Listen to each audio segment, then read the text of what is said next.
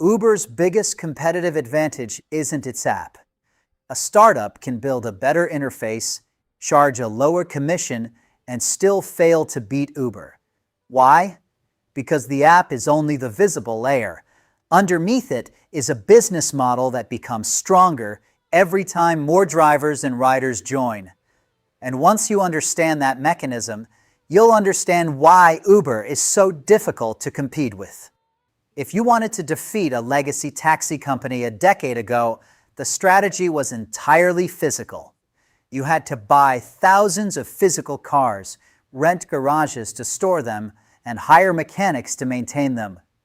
But Uber owns 0 vehicles and employs 0 drivers. The entire operation looks like a software business. On the surface, that suggests a vulnerability. Any startup with better code and a lower fee should be able to steal the market. But if a well-funded rival launches today, offering a cleaner interface and a smaller commission, they will likely burn through their cash and fail within months. That failure happens because the smartphone app is the wrong target.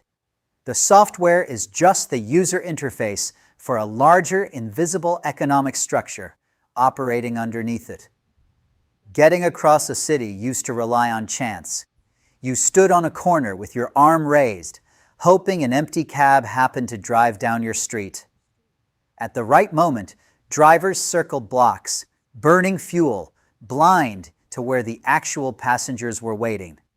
Putting GPS chips and mobile broadband into everyone's pockets turned that physical proximity into exact, real-time geospatial matching.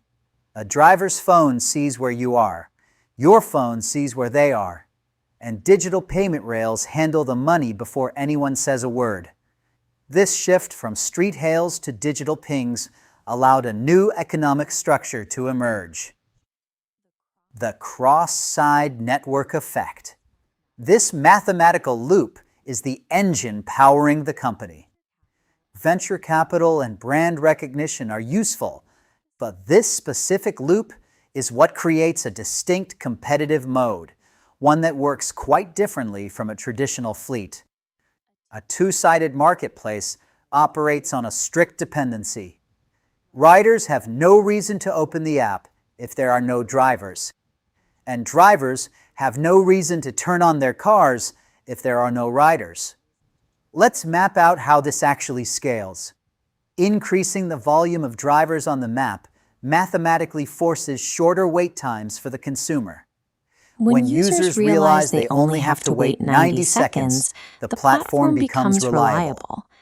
That reliability causes a surge in new riders joining the system. For the drivers, that influx of riders means they aren't sitting idle between fares. They complete 3 or 4 trips an hour, which increases their utilization rate. Higher utilization leads to higher hourly earnings.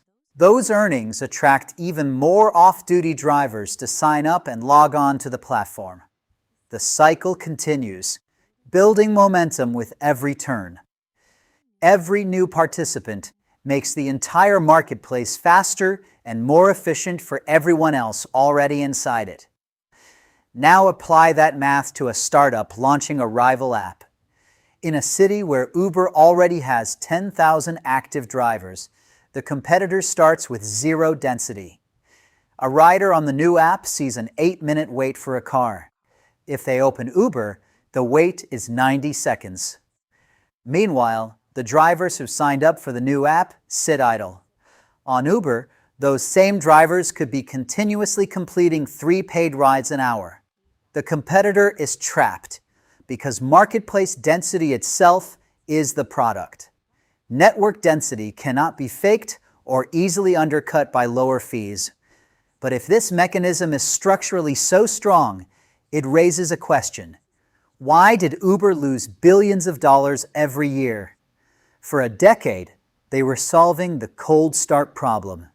A two-sided network is useless until both sides are present in large numbers.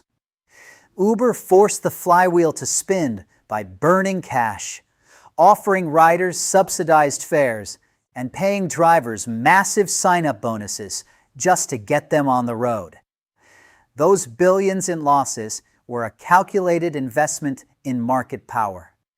Uber was purchasing network density before any rivals could reach a sustainable scale. There is a geographic limit to this engine. Its power does not travel across borders. Dominance in Chicago provides zero structural advantage when launching in Mumbai.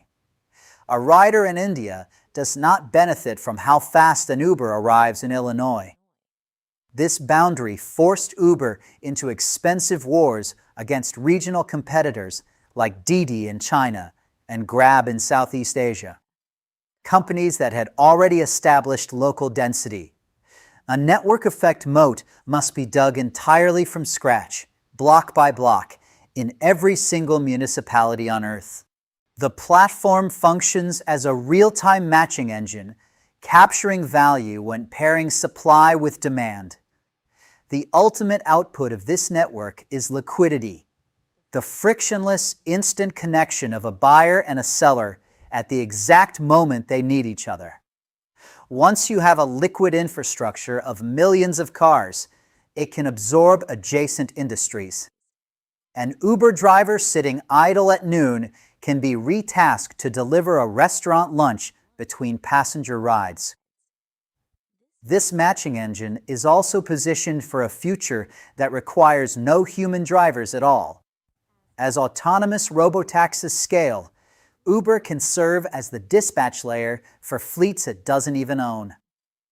Next time you book a ride, remember, you are participating in a self-reinforcing marketplace where millions of these tiny economic decisions happen every single day. So the next time you open Uber, don't just see a ride-hailing app. You are looking at a two-sided marketplace powered by network effects, built on density, and ultimately creating liquidity. And that is the bigger business lesson. A better product can be copied. A lower price can be matched. A better interface can be rebuilt. But a dense, liquid marketplace is much harder to replicate. So ask yourself, what becomes more valuable in your business when more people use it?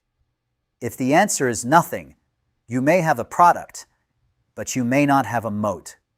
Follow for more business models, product concepts, brand strategies, and marketing lessons broken down from the world's most interesting businesses.